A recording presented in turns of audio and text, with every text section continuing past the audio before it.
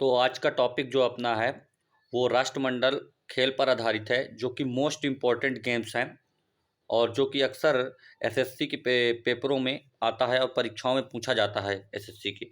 तो आज हम चलिए बात करते हैं राष्ट्रमंडल खेल के बारे में। तो ओलंपिक के बाद ओलंपिक के बाद अगर बात किया जाए तो दूसरा सबसे बड़ा खेल महोत्सव कौन सा होता है, तो यह राष्ट्रमंडल खेल होता है। पहले ओलंपिक होता है, फिर दूसरा सबसे बड़ा खेल होता है कौन सा, ये तुम्हारा राष्ट्रमंडल खेल, और तीसरा सबसे बड़ा जो होता है एशियन गेम्स। अगर क्रम से वो बताने के लिए आएगा कि इनमें से कौन सा बड़े खेलों में क्रम से जमाइए तो आप बता सकते हैं ऐसे ही।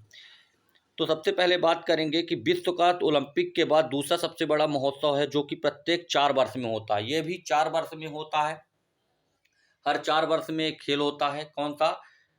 राष्ट्रमंडल खेल, जिसे हम कॉमनवेल्थ गेम कहते हैं, जो कि अपने दिल्ली में भी हो चुका है। आप लोग तो भली भांति जानते होंगे 2010 का कॉमनवेल्थ घोटाला, इससे आप लोग सब जान जाएंगे। ठीक है, अब बात करते हैं कि इसको राष्ट्रमंडल खेलों को विचार किसका था। तो ये मोस्ट इंपॉर्टेंट क्वेश्चन है कि राष्ट्रमंडल खेलों का विचार किसका था। किसका था राष्ट्रमंडल खेलों को विचार? एशली कूपर का था, जो कि ये कौन थे? एशली कूपर थे, जो कि इंग्लैंडियन थे। इन्होंने सबसे पहले यह विचार दिया था कि हमें क्या करना चाहिए, जो भी हमने जिन देशों को विजिट किया था या जीता था, उन देशों के साथ हमें क्या करना चाहिए, खेल की भावना रखनी चाहिए। तो एशली कूपर के कहने पर सर्वप्रथम राष्ट्रमंडल खेलों का विचार किया गया, और ये खेल पहली बार 1930 में हैमिल्टन शहर यानी ओंटारियो यानी कनाडा में हुआ था।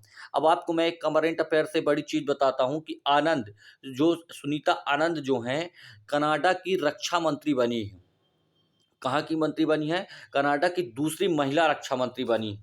ठीक है, तो सबसे पहले कहाँ हुआ था? 1930 में कनाडा के ओंटारियो यानी हैमिल्टन शहर में हुआ था। कहाँ हुआ था? कनाडा के ओंटारियो हैमिल्टन शहर में हुआ था।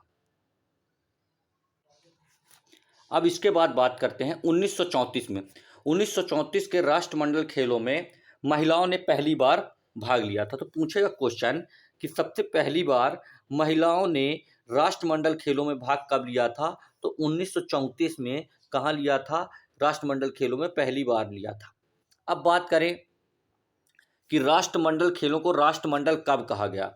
राष्ट्रमंडल खेलों को राष्ट्रमंडल कब कहा गया? तो 1954 में राष्ट्रमंडल खेलों को राष्ट्रमंडल कहा गया। ठीक है, ये बात कंप्लीट हो गई। अब हम बात करते हैं 1970 में इसका नाम ब्रिटिश राष्ट्रमंडल खेल रखा गया। 1970 में इसका नाम क्या रखा गया? ब्रिटिश खेल मंडल रखा गया। 2001 में इन खेलों द्वारा मानवता, समानता और नियति की 3 मान्यताओं को अपनाया गया, जो राष्ट्रमंडल की खेलों की 3 मान्यताएं हैं। तो 2001 में मानवता, समानता और क्या कहते हैं आपका नियति, 3 मान्यताओं को अपनाया गया, जो राष्ट्रमंडल खेल की मूल्य मान्यताएं हैं। अब देखिए, क्वींस वेटेन रिले प्रथम बार 1958 में कार्डियफ ब्रिटेन में शुरू किया गया, और पारंपरिक रूप से ब्रिटेन ने रिले कैंगिंग पैलेस से शुरू होता है। अब राष्ट्रमंडल खेलों की अब हम बात करते हैं राष्ट्रमंडल खेलों के भारत में क्या चीज़ें रही हैं। तो 1934 के राष्ट्रमंडल खेलों में भारत ने पहली बार हिस्सा लिया। भारत ने पहली बार, पूछेगा कि भारत ने पहली बार हिस्सा कब लिया, तो 1934 के राष्ट्रमंडल खेलों में भारत ने भाग लिया इसमें। फिर वह 1950, 1962 और 1986 में इन खेलों का भारत हिस्सा नहीं रहा।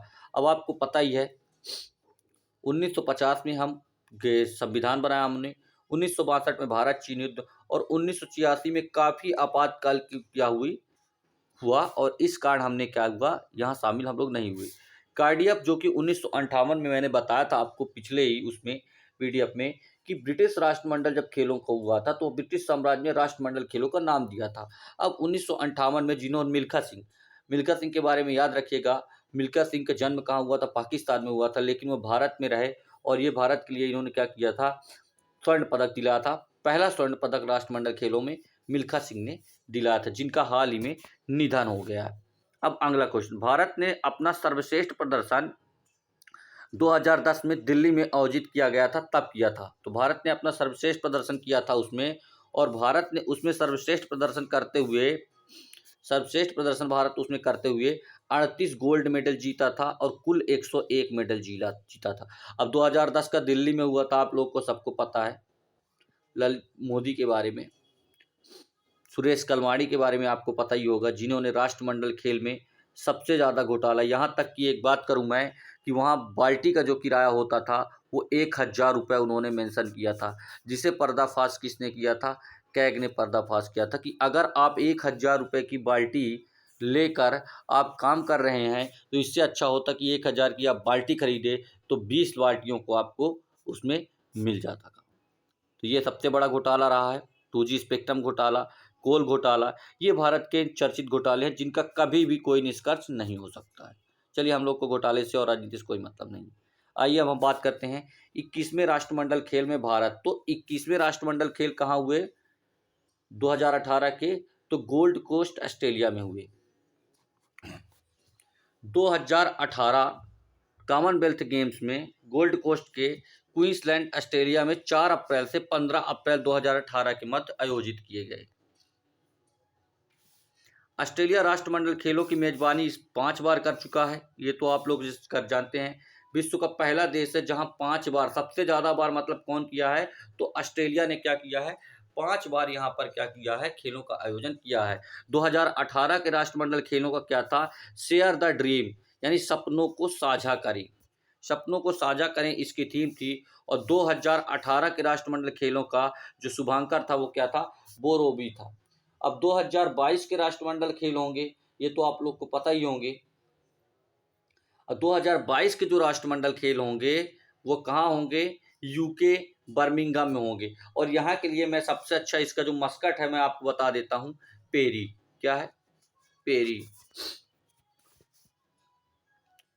इस खेल में 71 राष्ट्रमंडल देशों ने भाग लिया था, 6600 खिलाड़ियों ने हिस्सा बने और इसके 20 खेलों में 275 स्पर्धाएं हुई थी।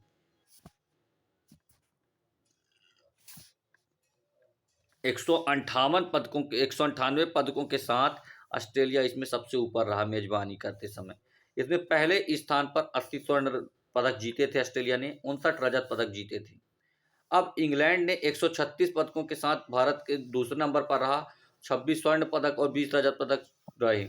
22वें राष्ट्रमंडल खेल बर्मिंघम, मैंने बता ही दिया है आपको कि कहाँ होंगे? बर्मिंघम के होंगे। राष्ट्रमंडल खेल महासंघ की अध्यक्षता किसने की थी? किसमें? तो भारत लुइस मार्टिन ने की थी। अब बात करते हैं 21वें राष्ट्रमंडल खेलों में, जिस 2018 में हुआ था उसके बारे में। भारत 21वें राष्ट्रमंडल खेल में शामिल हुआ। 21वें एथलीट बने ने कुल 17 खेलों में भाग लिया था। इस समारोह में ये जरूर क्वेश्चन पूछता है, मोस्ट इंपॉर्टेंट, ध्वजवाहक पीवी सिंधु थी।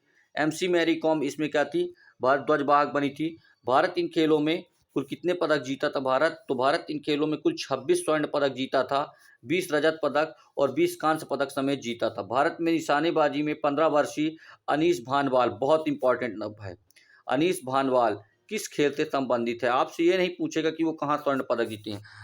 अनीस भानवाल का नाम दे देगा और पूछेगा आपसे कि अनीस भानवाल जो हैं इनका किस खेल से संबंधित है, तो आपको निशानेबाज बता देना। मैरी कॉम ने राष्ट्रमंडल खेल में स्वर्ण पदक जीतने वाली पहली महिला बनी थी। साइना नेहवाल राष्ट्रमंडल खेलों बैडमिंटन स्पर्धा में 2 स्वर्ण पदक जीते थे, जो कि भारत के द्वारा राष्ट्रमंडल खेलों में 2 स्वर्ण मेडल जीतना ही क्या था? पहली महिला बनी थी ये। मनिका बत्रा, फेमस नेम है मनिका बत्रा। मनिका बत्रा ने टेबल टेनिस स्पर्धा में स्वर्ण पदक जीता और नीरज चोपड़ा ने पहली बार भारत को भाला फेंक में गोल्ड मेडल दिखाया। नीरज चोपड़ा के बारे में जान लीजिए। 7 अगस्त भाला फेंक दिवस मनाया जाता है भारत में। नीरज चोपड़ा ओलंपिक में गोल्ड मेडल जीतने वाले पहले एथलीट हैं। ठीक है, नीरज चोपड़ा के बारे में। नीरज चोपड़ा के नाम से पुणे रेजिमेंट, पुणे में खेल का जो ग्राउंड है उसका नाम रखा गया है। Neeraj Chopra is the most important. इन्होंने 87.58 मीटर का ओलंपिक में भाला फेंका था, जो कि इन्हें गोल्ड मेडल जिताने में महत्वपूर्ण था। तो चलिए आप यहाँ पे फिनिश करते हैं और राष्ट्रमंडल खेलों का आज का पूरा